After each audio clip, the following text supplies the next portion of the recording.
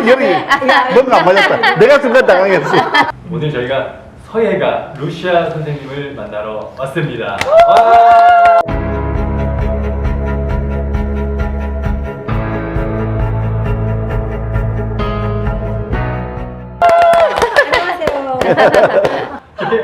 그러면 한번 3, 자, 그럼 카메라 4, 아니요, 움직이지 않으셔도 돼요. 5, 6.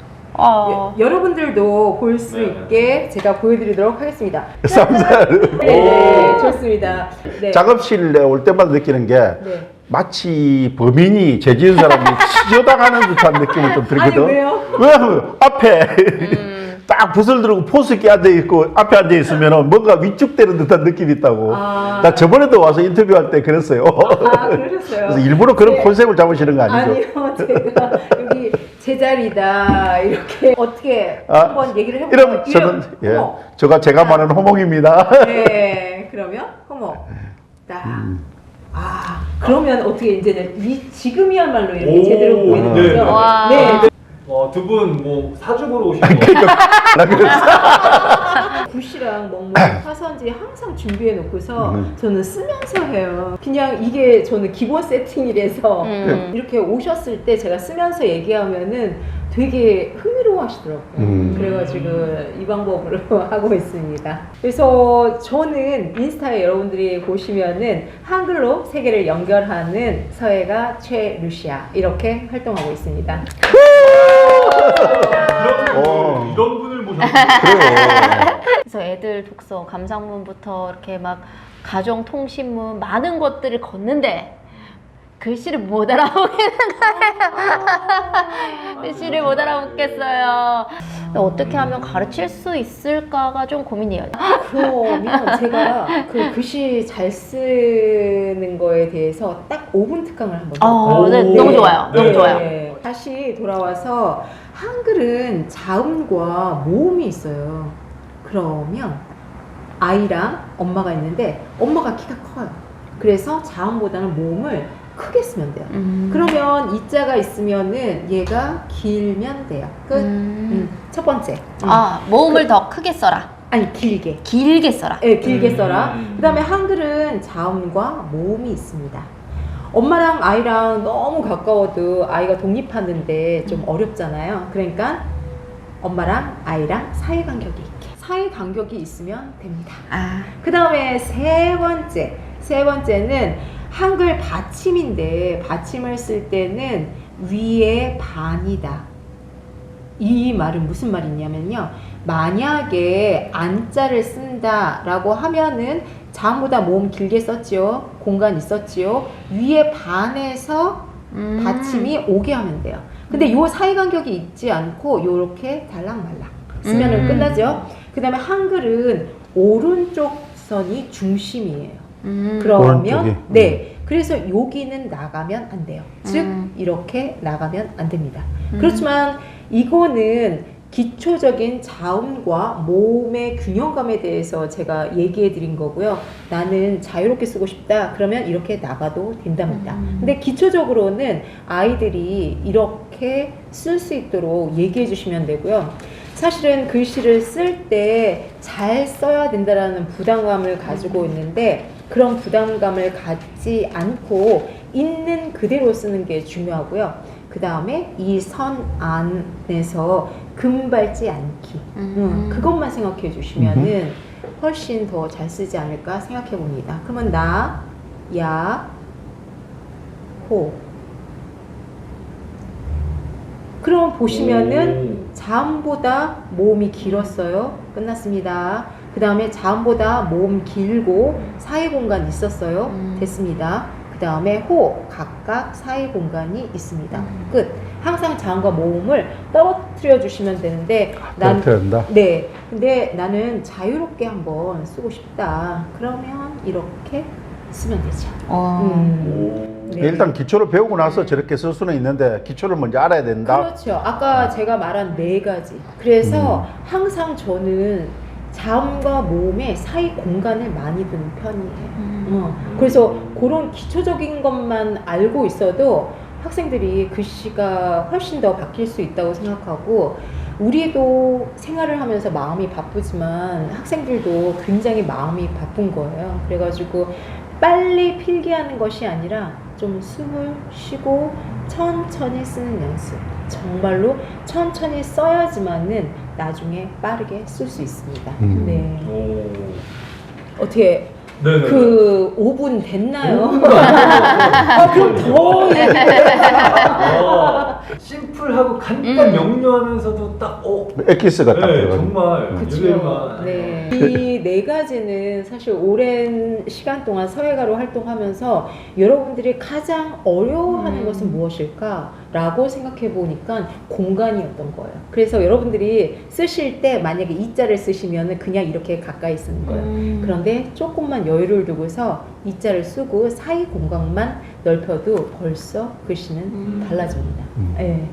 사람들이 요즘에 저를 기준으로 그렇고요. 네. 여유가 좀 없는 것 같아요. 맞아요. 그러니까 제가 글씨를 쓴 기억을 떠올려 보면은 다 급하게만 쓴 기억밖에 없는 거예요. 그러니까 네. 급하게 쓰려다 보니까 지금 말씀하신 것처럼 또박또박 쓰지 않았던 것 같거든요. 네. 그 부분은 어떤? 거기에다가 또박또박 써도 마음에 들지 않는 거예요. 그 글씨가 그게 제 경우예요. 마음에 안 드는데 저는 여러분들이 자신의 글씨를 생각해 보았을 때 이 글씨는 나의 글씨라고 맨 처음에 인정하시면 어떨까라고 생각을 해봅니다. 그래서 예를 들어서 제가 여기에다가 제 이름을 쓸게요. 저의 이름은 최루시아입니다. 저는 응예응예 태어나서 지금 여러분들을 만나는 이 순간에 이 글씨를 썼어요. 그러면 이 글씨에 대해서 우리는 인생을 살아가면서 자기 자신에 대해서 알기도 하고 모르기도 하는데 모르는 내가 이런 형태의 글씨를 쓴 거예요. 그러면 이 글씨를 인정하셔야 돼요. 나는 이런 형태의 사람이라는 것을. 먼저 인정한 다음에 이 글씨를 보고서 너무 마음에 드는 거예요. 그럼 그대로 쓰시고 마음에 들지 않으면 과연 자음과 모음의 형태를 어떻게 해서 넉넉하게 쓸 수 있는지 생각해 보면 좋을 것 같아요. 그럼 이게 한번- 서예의 네. 경우만 아니고 필기체 할 때도 마찬가지라는 네, 거죠. 저는 마찬가지라고 생각을 나는 하고 있어요. 실제 네. 은행에 가서 내가 서명하고 글을 막 써야 될 때 있어 진짜 미안해요, 은행 직원한테. 내 글씨를 내가 알아볼 수가 없어요. 이게 내 스스로 생각할 때는 사실 이제 우리가 컴퓨터가 발달하다 보니까 네. 거의 키보드 작업이지 필기체를 쓸 일이 별로 없는 경우가 네. 많다 보니까 네. 쓰려면 너무 어색해요, 내 글씨가. 그리고 어떻게 보면은 지금 뇌에서 생각하는 거, 이 글씨를 써야겠다고 생각하는 그 순간에 이 글씨가 있는데 벌써 손은 빨리 가고 있는 거예요. 지금 머릿속이랑 이 손이랑 같이 협응이 돼서 가지 않는 100% 거죠. 공감합니다. 저는 여러분들이 집에 가서 글씨 연습을 위에서 아래까지 하실 생각을 하지 마세요. 그냥 열심히 쓰시지 마시고 정중앙에다가 오늘 하루 있었던 일을 생각해 보시는 거예요. 근데 갑자기 지하철이 생각났어요. 그러면 정 가운데에다 그냥 지하철만 하나 쓰는 거죠. 그러면 오늘 지하철에서 내가 어떤 일이 있었고 뭐 이런 것도 상상해 볼 수 있고 그러면서 가만히 얘를 바라보고 그다음에 혹시 도장 있으시면은 여기다 찍으세요. 그러면 이건 오늘 작품이네. 작품이죠. 예.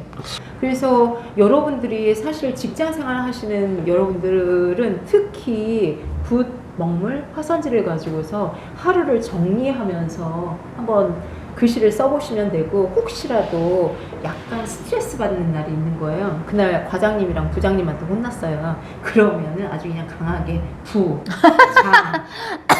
놈. 살짝 그거 하나만으로 부장님에 대한 어떤 화라든지 뭐 이런 게 내 눈앞에서 내가 이런 감정이 들고 있다라는 것을 마주하게 되고 치유가 되겠구나. 네, 마주한 다음에 그러면 부장님이랑 어떻게 할까? 그러면 그냥 얘 보고서 얘기하는 거예요. 오늘 저한테 왜 그러셨어요? 저는 열심히 하려고 그랬는데 그게 뭐가 타이밍이 안 맞았잖아요.